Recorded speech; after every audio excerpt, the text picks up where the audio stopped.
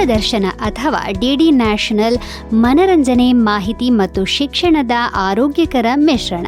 ಗಣರಾಜ್ಯೋತ್ಸವ ಪೆರೇಡ್, ಸ್ವಾತಂತ್ರ್ಯ ದಿನಾಚರಣೆಗಳು, ರಾಷ್ಟ್ರೀಯ ಪ್ರಶಸ್ತಿ ಪ್ರದಾನ ಸಮಾರಂಭಗಳು, ಸಂಸತ್ತಿನ ಪ್ರಮುಖ ಚರ್ಚೆಗಳು ಮುಂತಾದ ಎಲ್ಲ ಪ್ರಮುಖ ರಾಷ್ಟ್ರೀಯ ಕಾರ್ಯಕ್ರಮಗಳ ನೇರ ಪ್ರಸಾರವನ್ನು ಇದರಲ್ಲಿ ಮಾಡಲಾಗುತ್ತದೆ. ಭಾರತದ ಐಕಾನಿಕ್ ಸಾರ್ವಜನಿಕ ಪ್ರಸಾರಕ ದೂರದರ್ಶನ ಅರ್ಥಾತ್ ಡಿಡಿಯು ಡಿಜಿಟಲ್ ಸ್ಟ್ರೀಮಿಂಗ್ ಸೇವೆಗಳಿಗೆ ಹೆಚ್ಚುತ್ತಿರುವ ಬೇಡಿಕೆಯನ್ನು ಪೂರೈಸಲು ಇದೀಗ OTT ಪ್ಲಾಟ್ಫಾರ್ಮ್ ಅನ್ನು ಪ್ರವೇಶಿಸಿದೆ.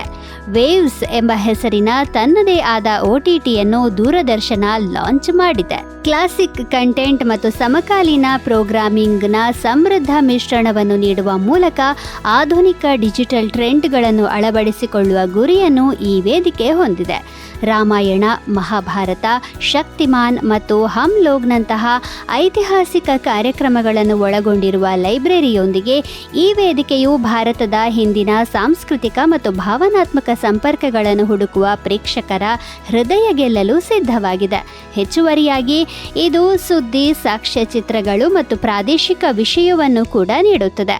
ತನ್ನ ದಶಕಗಳ ಪರಂಪರೆ ಮತ್ತು ರಾಷ್ಟ್ರೀಯ ನಂಬಿಕೆಯನ್ನು ಸದುಪಯೋಗಪಡಿಸಿಕೊಳ್ಳುವ ಮೂಲಕ ದೂರದರ್ಶನದ OTT ವೇದಿಕೆಯು ಸಾಂಪ್ರದಾಯಿಕ ದೂರದರ್ಶನ ಮತ್ತು ಆಧುನಿಕ ಸ್ಟ್ರೀಮಿಂಗ್ ನಡುವಿನ ಅಂತರವನ್ನು ಕಡಿಮೆ ಮಾಡುವುದರೊಂದಿಗೆ ಯುವಕರು ಮತ್ತು ಹಳೆಯ ತಲೆಮಾರುಗಳನ್ನು ಸಮಾನವಾಗಿ ತಲುಪಲಿದೆ. ಹಿಂದಿ, ಇಂಗ್ಲಿಷ್, ಬೆಂಗಾಲಿ, ಮರಾಠಿ, ಕನ್ನಡ, ಮಲಯಾಳಂ, ತೆಲುಗು, ತಮಿಳು, ಗುಜರಾತಿ, ಪಂಜಾಬಿ, ಅಸ್ಸಾಮಿ ಹೀಗೆ 12ಕ್ಕೂ ಹೆಚ್ಚಿನ ಭಾಷೆಗಳಲ್ಲಿ ಅಂತಾರಾಷ್ಟ್ರೀಯ ದೃಷ್ಟಿಕೋನದೊಂದಿಗೆ ಭಾರತೀಯ ಸಂಸ್ಕೃತಿಯನ್ನು ಅಳವಡಿಸಿಕೊಳ್ಳುವ ಅಂತರ್ಗತ ಭಾರತದ ಕಥೆಗಳೊಂದಿಗೆ ವೇವ್ಸ್ ದೊಡ್ಡ ಸಂಗ್ರಾಹಕ OTTಯಾಗಿ ಪ್ರವೇಶಿಸಿದೆ. ಇದು 10ಕ್ಕೂ ಹೆಚ್ಚಿನ ಇನ್ಫೋಟೈನ್ಮೆಂಟ್ ಪ್ರಕಾರಗಳಲ್ಲಿ ಹರಡಿಕೊಂಡಿದೆ. ಬೇಡಿಕೆಯ ಮೇರೆಗೆ video, free play gaming, radio streaming, live TV streaming ಜೊತೆಗೆ ಓಪನ್ ನೆಟ್ವರ್ಕ್ ಮೂಲಕ ಆನ್ಲೈನ್ ಶಾಪಿಂಗ್ ಅನ್ನು ಕೂಡ ಇದು ಒದಗಿಸುತ್ತದೆ. ಸೃಜನಶೀಲ ಯುವ ಕ್ರಿಯೇಟರ್ಗಳ ಸಾಮರ್ಥ್ಯಕ್ಕೆ ವೇವ್ಸ್ ತನ್ನ ವೇದಿಕೆಯನ್ನು ವಿಸ್ತರಿಸಿದೆ. ರಾಷ್ಟ್ರೀಯ ಕ್ರಿಯೇಟರ್ ಪ್ರಶಸ್ತಿ ಪುರಸ್ಕೃತರಾದ ಕಾಮಿಯಾ ಜಾನಿ, RJ ರೌನಕ್ ಮತ್ತು ಇತರರು ಸೇರಿದಂತೆ ಹಲವು ಕಂಟೆಂಟ್ ಕ್ರಿಯೇಟರ್ಗಳಿಗೆ ಇಲ್ಲಿ ಅವಕಾಶ ಕಲ್ಪಿಸಲಾಗಿದೆ.